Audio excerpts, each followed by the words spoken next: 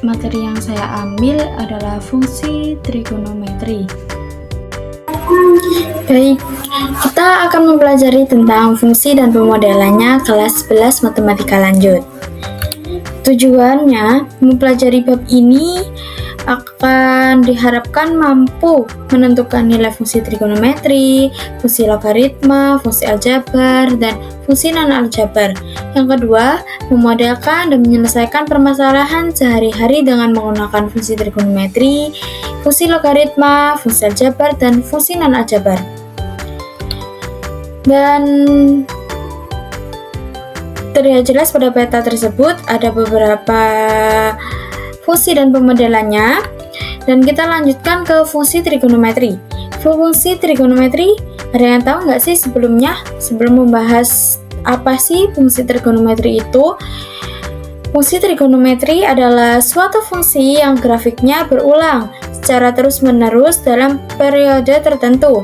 Sebelum kita masuk ke dalam grafik fungsi trigonometri, kita akan mengingat beberapa hal.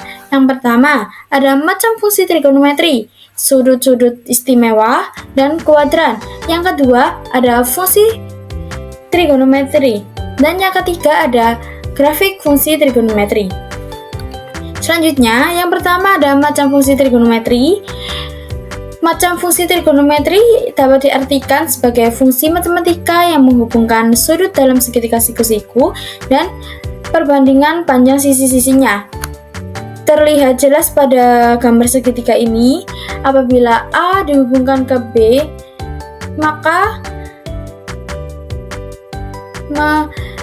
memiliki panjang sisi samping, dan untuk B ke C memiliki panjang sisi depan, dan A ke C memiliki panjang sisi miring. Dan untuk sin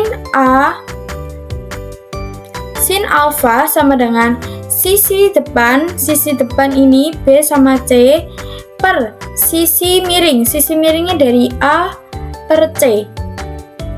Untuk cos alfa sama dengan sisi samping ini dari A sampai B per sisi miringnya dari A hingga C.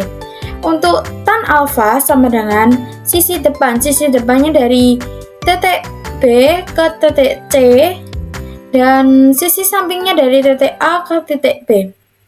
Baik, selanjutnya kita lanjut ke nilai sudut-sudut istimewa. Sebelum lanjut ke sudut-sudut istimewa, ada yang tahu nggak sih nilai-nilai sudut istimewa itu kenapa kok dianggap mudah? Karena nilainya mudah diingat. Berikut ini sudut-sudut istimewa yang pada fungsi trigonometri. Pada tabel istimewa 0 derajat, 30 derajat, dan 45 derajat, 60 derajat, dan 90 derajat. Pada sudut ini ada sin, cos, dan tan.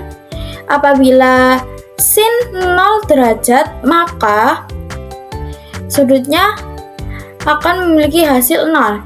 Dan untuk sin 30 derajat, maka hasilnya setengah. Dan untuk cos 0 derajat, nilainya akan menjadi 1. Baik, selanjutnya kita masuk ke materi kuadran. Nilai trigonometri suatu sudut bergantung pada letak kuadrannya. Kuadran sudut dibagi menjadi 4, yaitu kuadran 1, kuadran 2, kuadran 3, dan kuadran 4. Lalu apa perbedaan kuadran di bawah? Untuk kuadran 1, dari 0 sampai 90 derajat, maka semuanya memiliki nilai positif karena searah jarum jam. Dan untuk kuadran 2, 90 derajat hingga 180 derajat, untuk nilai sin-nya memiliki positif, dan cos dan tan-nya memiliki nilai negatif. Seperti hal pada contohnya sin 150 sama dengan 180 Maaf, sin 180 dikurangi 150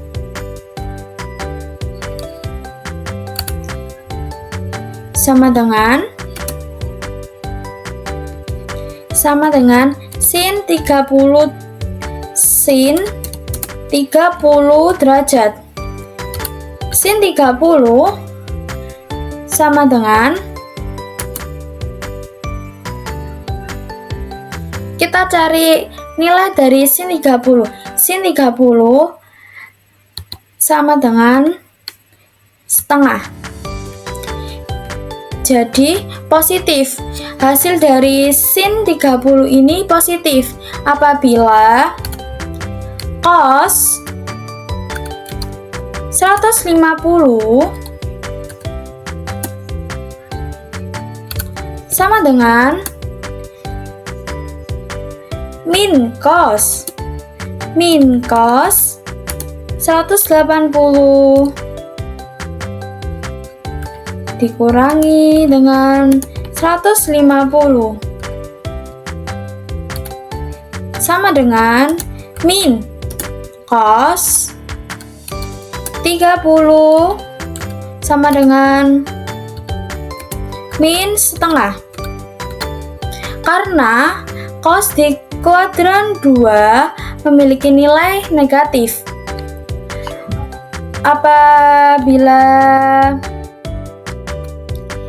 di kuadran 3, contoh halnya di kuadran 3 juga sama kayak di kuadran 2. Akan tetapi bedanya di kuadran 3 yang memiliki nilai positif adalah tan, dan untuk memiliki nilai negatif ada sin dan cos.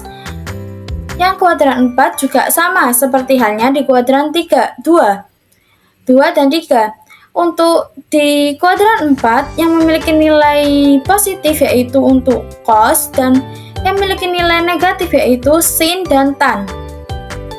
Baik, selanjutnya kita akan masuk ke materi menggambar grafik fungsi trigonometri. Setelah mengenal apa itu fungsi trigonometri, bagaimana cara menggambar grafik fungsi trigonometri? Sebelumnya kita kan sudah tahu kuadran, dari kuadran 1, 2, 3, dan 4. Kita membuat grafik dari Y sama dengan sin X. Kita mencari tabel ini dari kuadran yang kita cari tadi.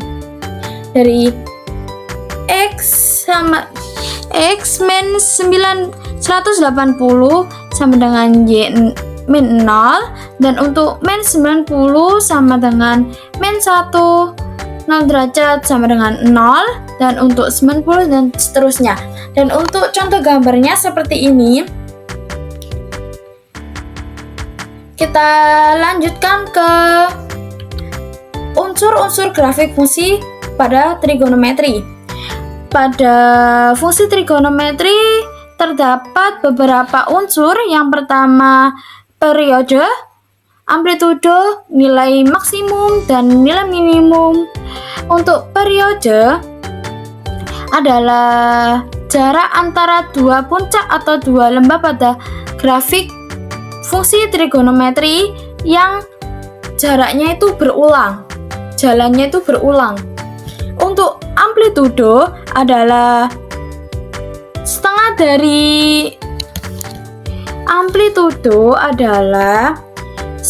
dari nilai maksimum dan minimum. Untuk rumusnya seperti pada PPT ini, A sama dengan Y min dikurangi Y max per 2. Untuk nilai maksimum terdapat pada titik puncak, dan untuk minimum terdapat pada titik terendah. Contohnya, kita bisa mendapatkan periode pada Y sama dengan sin X ini, yaitu periodenya dari 0 ke 360. Dari puncak pertama turun ke lembah pertama, kembali lagi dari 360 ke 0. Dari puncak 0 hingga ke 360 memiliki puncak 1 dan lembah 1, kembali dari 360 ke 0 memiliki lembah 1 dan puncak 1. Jadi jalannya berulang dari 0 ke 360, habis dari 360 kembali lagi ke 0. Untuk mencari amplitudo pada grafik Y sama dengan sin X ini, yaitu tadi rumusnya A sama dengan Y min dikurangi Y max per 2 sama dengan Y minnya min 1 dikurangi 1 per 2 sama dengan min 1 dikurangi 1 hasilnya 2 per 2 sama dengan 1. Untuk amplitudonya yaitu 1, dan untuk nilai maksimumnya adalah titik puncak ini 1, dan untuk nilai minimumnya yaitu min 1 dari titik lembah, titik terendah dari grafik Y sama dengan sin X.